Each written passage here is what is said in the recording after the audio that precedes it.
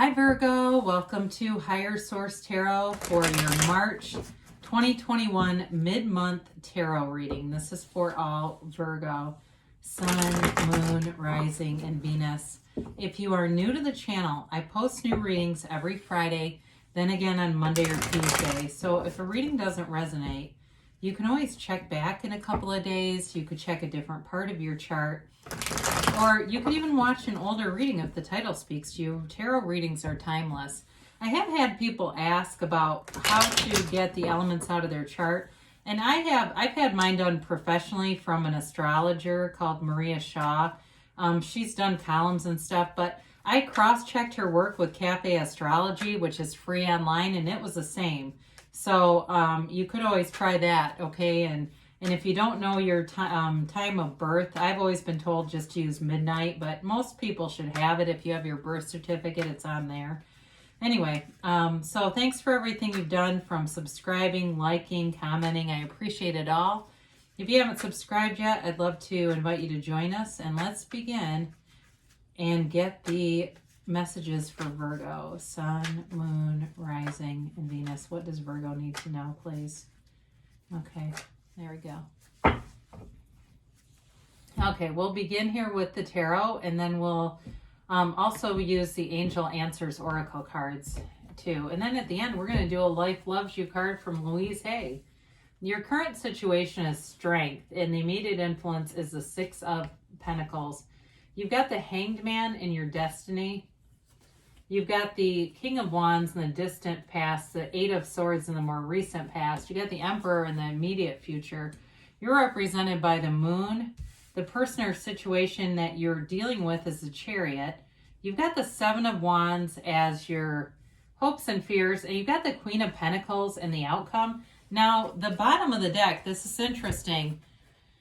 You've got the Magician and the Seven of Cups as clarifiers. And I feel like what they're trying to tell you here, because I see it in the reading a few different times, is to know your power in the situation. The Magician is a powerful influencer in any situation. Okay, so if there's uncertainty with that Seven of Cups, or there's something, the other thing about this, the Seven of Cups is Spirit telling you to take off the rose-colored glasses. When you have the Magician in a reading, the Magician is different from stage magic, where a stage magician creates illusions. The Magician tears down illusions. So you're going to see clearly with that Magician. But I also feel like it's about really understanding your own innate power as a divine being.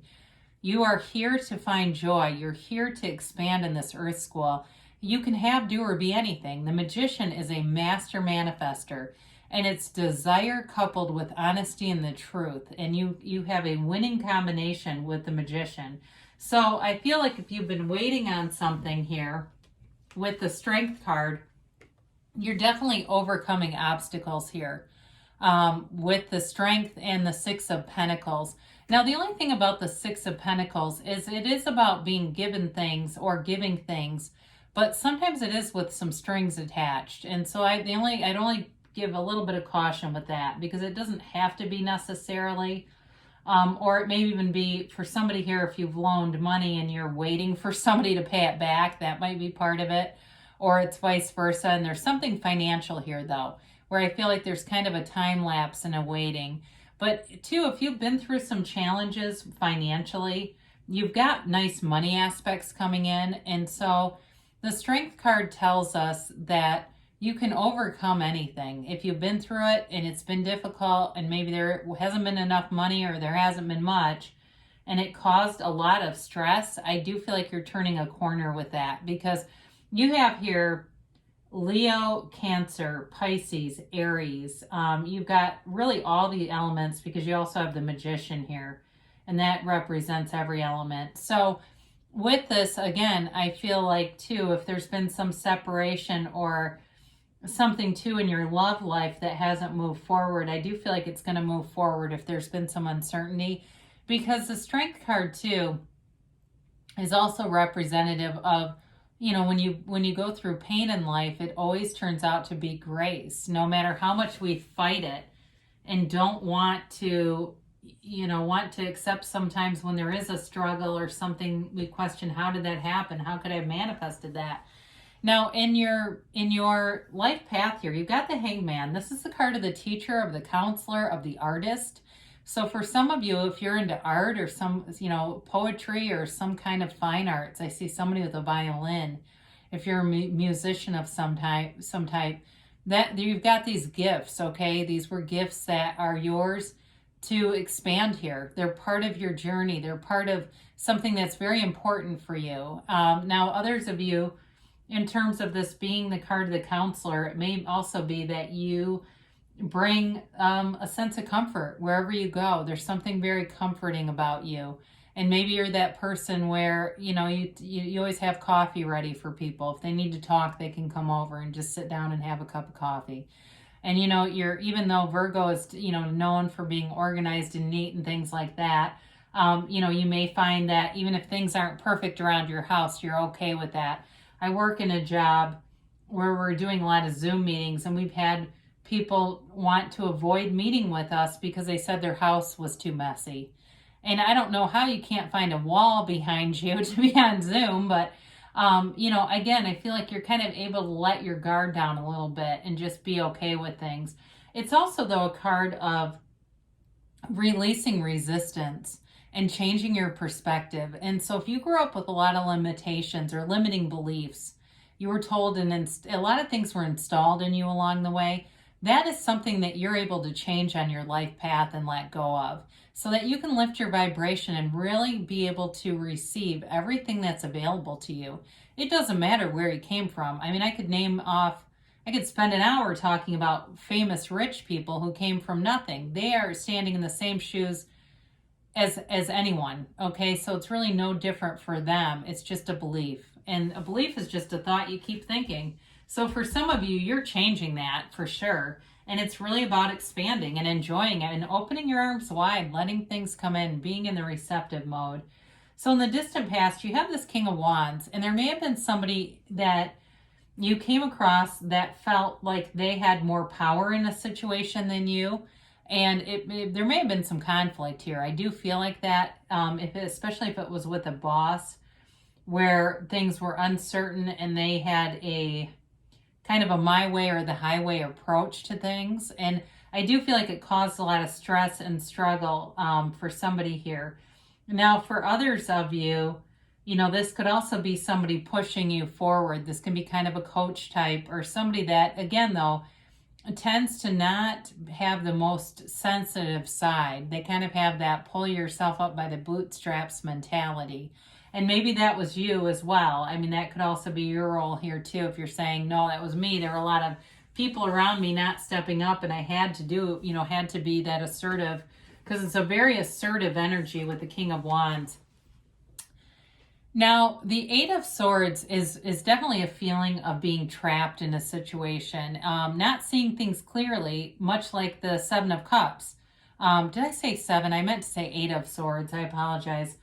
You do have a couple of eights here as I look at this, and a couple of sevens too. You have 7 3 different times.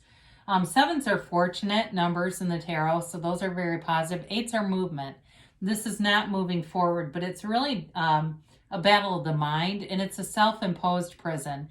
So it's overthinking, it's not making a move, it's feeling stuck, but it's due to that limited belief system that you're coming out of. And so for some of you, you may have felt like you had to do certain things to kind of get by during this difficult time that we've been all been through.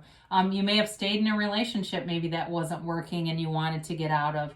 But again, you're moving forward here. I mean, as we look at this, the cards that are showing up here, these are power players, okay?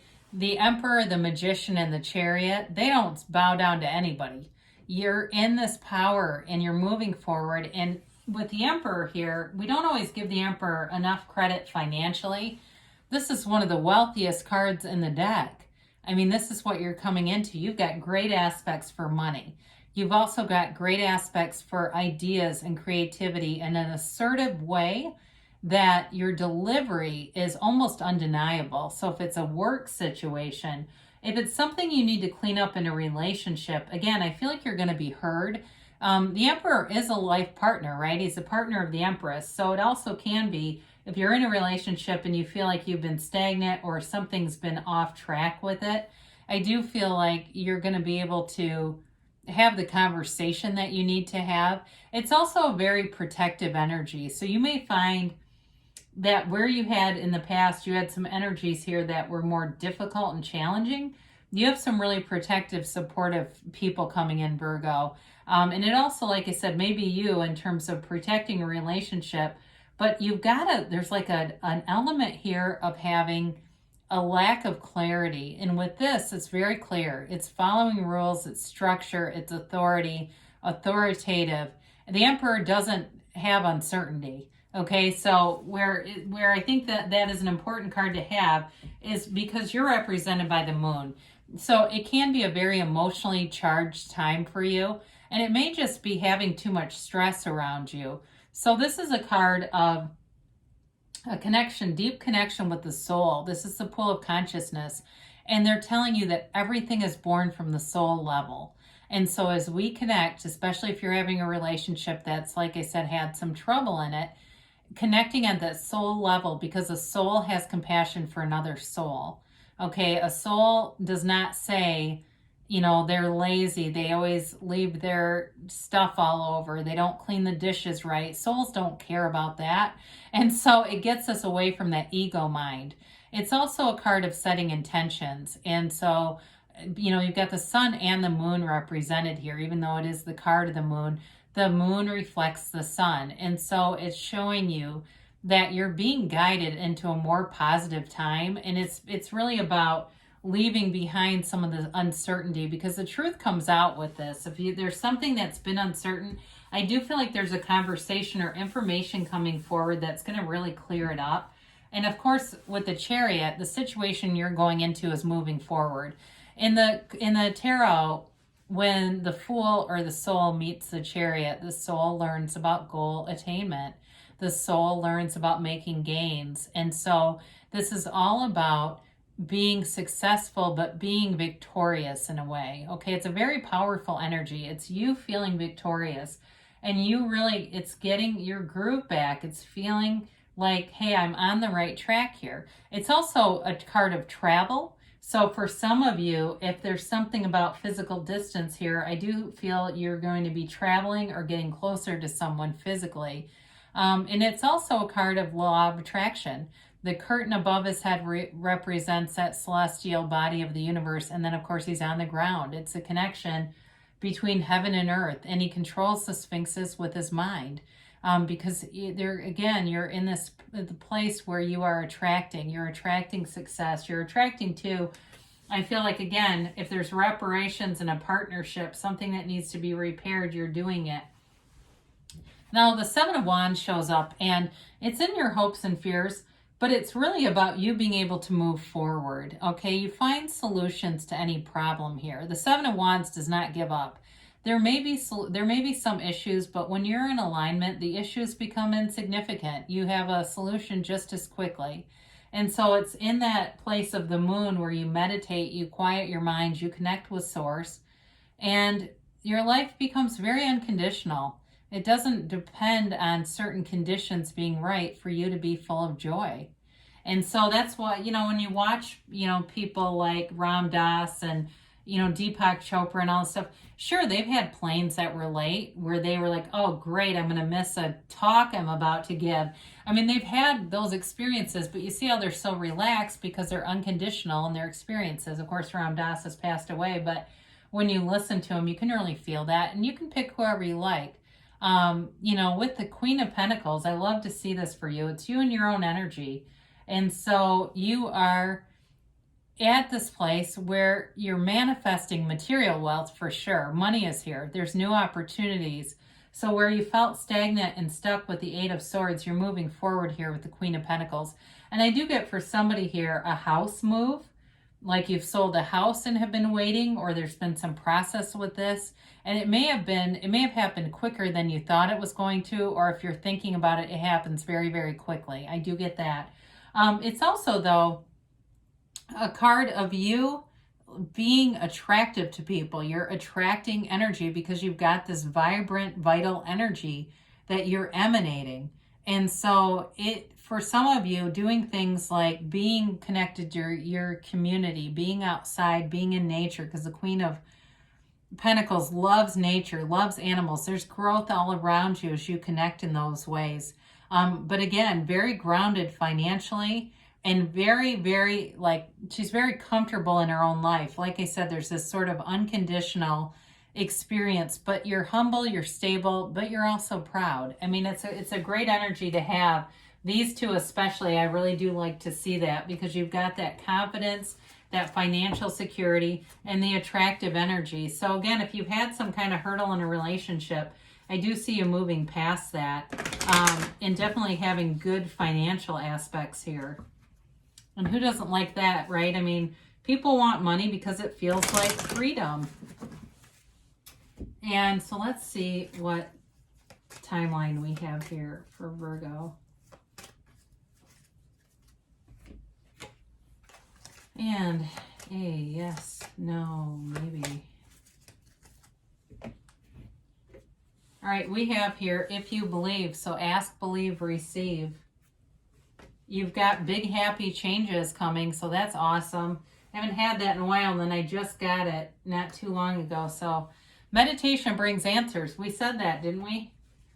You've got within the next few months, so you're definitely moving forward here, Virgo. And they give you a yes, and this is a hell yes. This is like in the tarot, like the card of the sun. So let's do a Louise Hay Life Loves You card. I always like these because she's passed away, so I feel like it's even another message from Spirit. I trust the guidance of the universe. Trust that everything you need to know is being revealed to you in the perfect space-time sequence. So the universe always gets it right. I love you, Virgo, and I'll be back again soon.